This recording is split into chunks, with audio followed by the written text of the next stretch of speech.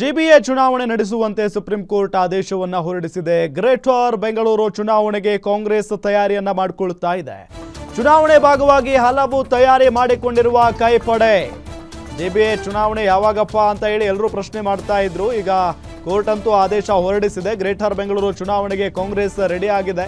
ಚುನಾವಣೆ ಭಾಗವಾಗಿ ಹಲವು ತಯಾರಿಯನ್ನ ಕೈಪಡೆ ಮಾಡಿಕೊಂಡಿದೆ. ಚುನಾವಣೆ ಭಾಗವಾಗಿ ಹಲವು ತಯಾರಿಯನ್ನ ಈಗಾಗಲೇ ಕೈ ನಾಯಕರು ಮಾಡಿಕೊಳ್ತಾ ಇದ್ದಾರೆ. ರಾಜ್ಯ ಉಸ್ತುವಾರಿ ಸುರ್ಜೇವಾಲಾ ನೇತೃತ್ವದಲ್ಲೇ 2 ಬಾರಿ ಸಭೆ ಕೂಡ ನಡೆದಿದೆ. ಉಸ್ತುವಾರಿಗಳನ್ನಾಗಿ ಸಚಿವರನ್ನ ನೇಮಕ ಮಾಡಿದ್ದಾರೆ ಡಿಕೆ ಶಿವಕುಮಾರ್. ಕಾಂಗ್ರೆಸ್ನಿಂದ ಪ್ರತಿ ವಿಧಾನಸಭಾ ಕ್ಷೇತ್ರಕ್ಕೆ ವೀಕ್ಷಕರನ್ನ ನೇಮಕ ಮಾಡಲಾಗಿದೆ. ಜಿಬಿಎ ಚುನಾವಣೆ ನಡೆಸುವಂತೆ ಸುಪ್ರೀಂ ಕೋರ್ಟ್ ಆದೇಶವನ್ನ ಹೊರಡಿಸಿದೆ.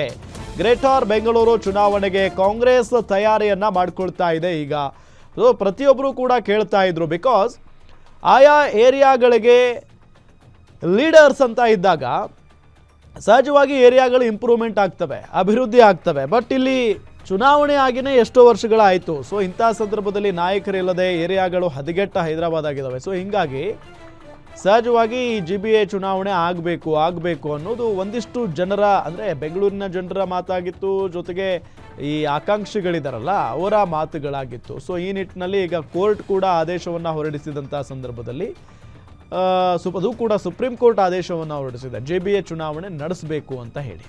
ಸೊ ಹಂಗಾಗಿ ಈಗ ಗ್ರೇಟರ್ ಬೆಂಗಳೂರು ಚುನಾವಣೆಗೆ ಕಾಂಗ್ರೆಸ್ ಕೂಡ ತಯಾರಿಯನ್ನು ಮಾಡಿಕೊಳ್ತಾ ಇದೆ.